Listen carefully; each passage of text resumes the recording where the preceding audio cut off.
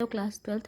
अब हम हमारे नेक्स्ट वीडियो को स्टार्ट करने जा रहे हैं, जो कि है हमारा स्ट्रक्चर ऑफ फंक्शनल ग्रुप। एक बहुत छोटा सा टॉपिक है जो कि आपके बुक में दिया हुआ है after the nomenclature process. So बहुत जल्दी जल्दी से हम डिस्कस कर लेते हैं। So first we are going to discuss about the phenols. Okay, phenols, sorry, alcohols. सब टर्म बेटा एक जैसे होते हैं ना, तो वो कन्फ्यूज जाते हैं, कभी कभी फिनॉल्स अल्कोहल्स निकल जाते हैं। सो पहले हम अल्कोहल्स के बारे में बात करेंगे। सो अल्कोहल, आपको पता है कि एक ऐसा कार्बन, मैं बहुत सिंपल कार्बन यहाँ पे बना रही हूँ।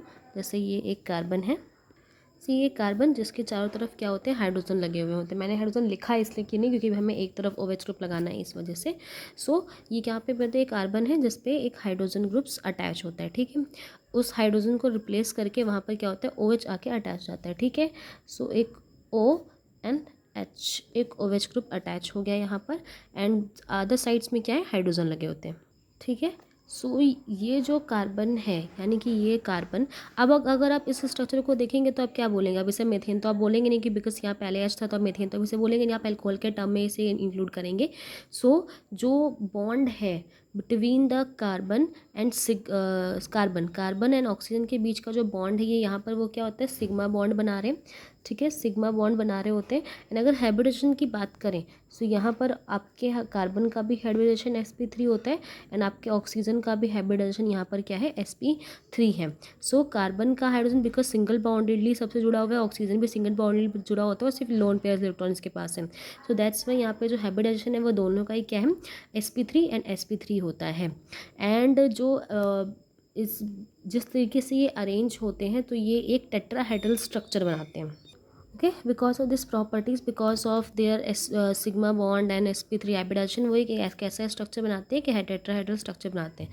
जो भी कंपाउंड्स ऐसे टेट्राहेड्रल स्ट्रक्चर्स को शो करते हैं, तो उनके बीच का जो बॉन्ड एंगल है वो अप्रॉक्स कितना होना चाहिए, अप्रॉक्स होना चाहिए 109 डिग्री समथिंग, ठीक है। बट जो यहाँ बॉन्ड एंगल है, दिस बॉन्ड एंगल, वो बॉन्ड एंगल बेटा कितना होता है, वो बॉन्ड एंगल है हमारा 108.9 डिग्री, ठीक है।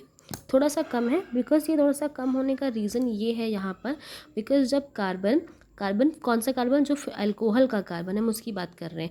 अल्कोहल यहाँ पे बना हुआ है, तो अल्कोहल और जो ऑक्सीजन यहाँ पे अटैच है, ये सिग्मा बॉन्ड से अटैच होते हैं, sp3 हाइब्रिडाइजेशन है, ठीक है, टेट्राहेड्रल स्ट्रक्चर बनाते हैं। बट ये जो लोन पेयर आपको दिखाई दे रहे हैं, ये लोन पेयर में क्या होता है, रिपल्शन होता है। इन लोन पेयर में आपस में क्या है, रिपल्शन है। अगर मैं इस डायग्राम को थोड़ा सा और क्लियर बनाऊं जिससे आपको थोड़ा समझ में आए, ओके, तो ये एक ऐसा स्ट्रक्चर आपको यहाँ पे दिखाई दे रहा है, जहाँ पे ऑक्सीजन का एक बॉन्ड कार्बन से लगा हुआ है, एक बॉन्ड हाइड्रोजन से लगा हुआ है। उसके बाद यहाँ पर एक स्ट्रक्चर है लोन पेयर का, इधर भी और इधर भी। यहाँ पर भी एक इलेक्ट्रॉन क्लाउड होता है लोन पेयर्स का, और यहाँ पर भी क्या इलेक्ट्रॉन क्लाउड्स हैं। तो इन क्लाउड्स में क्या होता है, थोड़ा सा रिपल्शन होता है आपस में इन दोनों का रिपल्शन। कार्बन हाइड्रोजन के बीच में रिपल्शन नहीं हो रहा बेटा, इन इलेक्ट्रॉन क्लाउड्स के बीच में रिपल्शन है। इस रिपल्शन की वजह से ये बॉन्ड थोड़े से क्या हो जाते हैं, थोड़ा सा पास आ जाते हैं, या फिर टेट्राहेड्रल से थोड़े से कम हो जाते हैं, स्लाइडली लेस देन, थोड़े से कम हो जाते हैं, because of this lone pairs repulsion, ठीक है। इसीलिए इनकी जो बॉन्ड लेंथ है वो 109 ना होकर 108.9 समथिंग हो जाती है, because of there lone pair repulsion. And जो बॉन्ड लेंथ है आपके कार्बन एंड ऑक्सीजन के बॉन्ड की, वो होती है, तो बॉन्ड लेंथ होती है, वो होती है बेटा भाई 142 pm, ओके। और अगर हम ऑक्सीजन और हाइड्रोजन के बीच की बॉन्ड लेंथ की बात करें, तो वो सिंपली होती है हमारी 96 pm। ये बॉन्ड एंगल्स और वगैरह पढ़े आपने किसके, अल्कोहल्स के। आपके यहाँ पे क्या याद रखनी है कि because of a lone pair effect repulsion की वजह से जो टेंडेंसी, जो एंगल है वो थोड़ा सा कम हो जाता है, एंड जो बॉन्ड लेंथ है वो कितनी होती है हमारी 142 pm, ओके। अब अगर नेक्स्ट हम डिस्कस करते हैं फिनॉल्स को। Now we are discussing about the phenols. जैसे कि आपको यहाँ पे मैंने फिनॉल बना के दिखा है। अभी जैसे ये पहले कार्बन था, ये क्या था, एक एल्कीन्स का कार्बन था जिसने OH से रिएक्शन करी। वैसे ही अगर ये एक बेंजीन रिंग का कार्बन है, एंड आपको बहुत बार मैंने ये चीज़ बताई कि जो बेंजीन रिंग में कार्बन लगा होता है वो sp2 हाइब्रिडाइज्ड होता है ना। आपको बहुत बार बता चुकी हूँ कि यहाँ पे जो हाइब्रिडाइजेशन है, because of the double bond, ये हाइब्रिडाइजेशन क्या होता है, sp2, एंड यहाँ पर जो हाइब्रिडाइजेशन है वो क्या है, sp3। ऑक्सीजन का जो हाइब्रिडाइजेशन है वो यहाँ पर क्या है, sp3 होता है, और अगर आपने हेलो एरिन्स के चैप्टर को देखा होगा, सो वहाँ पर मैंने बताया था बेटा, हेलो एरिन्स में क्या होता है कि जो Cl ग्रुप या Br ग्रुप जो भी लगा होता है वो रिंग के अंदर क्या करता है, इलेक्ट्रॉन भेजते होते हैं और एक रेजोनेंस की प्रोसेस यहाँ पे स्टार्ट हो जाती है। सो वैसे ही यहाँ पर भी होता है, बिकॉज ऑफ आप लोन पेयर आप देख रहे हैं, ऑक्सीजन अपना लोन पेयर अंदर भेज सकता है एंड देन एक रेजोनेंस प्रोसेस स्टार्ट हो जाती है। तो इसमें भी आपको एक पार्शियल डबल बॉन्ड कैरेक्टर देखने को मिलेगा। पार्शियल डबल बॉन्ड कैरेक्टर के मोस्ट ऑफ द टाइम जो आपका बेंजीन, जो आपकी ये रिंग है, जो अल्कोहल फिनॉल ग्रुप है, ये मोस्ट ऑफ द टाइम क्या करता है, एक डबल बॉन्ड को कैरी करता है, जिसकी वजह से जो बॉन्ड लेंथ है वो बॉन्ड लेंथ यहाँ पर कितनी हो जाती है, वो बॉन्ड लेंथ यहाँ पर है 136 pm। कितनी होगी, 136 pm। बॉन्ड लेंथ यहाँ पर कुछ कम हो जाती है, बिकॉज फर्स्ट तो ये जो रेजोनेंस की प्रोसेस है तो एक डबल बॉन्ड कलेक्टर हमेशा यहाँ पे स्टार्ट हो जाता है। दूसरा, ये जो रिंग है, ये रिंग कैसी है, sp3 हाइब्रिडाइज्ड है, जिसकी वजह से भी जो बॉन्ड लेंथ होती है थोड़ी सी कम हो जाती है। हाँ, अगर हम बॉन्ड एंगल्स की बात करें, इस एंगल की बात करते हैं जो प्रीवियस आप यहाँ पे चेक कर रहे थे, वो आपका 109 डिग्री ही होता है। कुछ यहाँ पे प्रॉब्लम श्योर नहीं हो रही, बिकॉज यहाँ पे क्यों नहीं हो रही बेटा, बिकॉज जो लोन पेयर है वो कहाँ चला जाता है, वो रिंग में चला जाता है। बिकॉज पहले जो लोन पेयर्स थे, 2 लोन पेयर ऊपर नीचे जिनकी वजह से रिपल्शन हो रहा था, अब एक लोन पेयर क्या होता है, रिंग में चला गया, रिंग में मूव कर रहा है ऑल द टाइम, जिसकी वजह से उतना रिपल्शन फेस नहीं होता एंड 109 डिग्री यहाँ पे आपको दिखाई देने को मिलता है।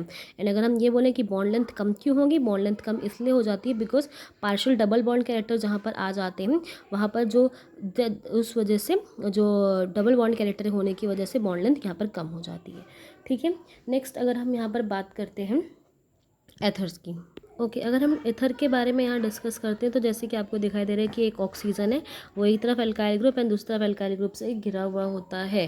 सो यहाँ पर बिकॉज जो 2 लोन पेयर्स है वो तभी फ्री हैं एंड दोनों ने क्या कर रखा है, कार्बन कार्बन ग्रुप से बॉन्ड बनाकर रखा हुआ होता है।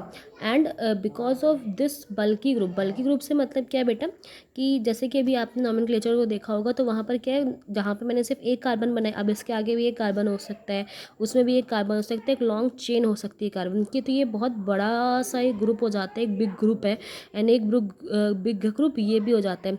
एंड बिकॉज ऑफ दिस बहुत सारे इलेक्ट्रॉन्स जाते हैं एंड रिपल्शन बहुत ज़्यादा फील होने लगते हैं।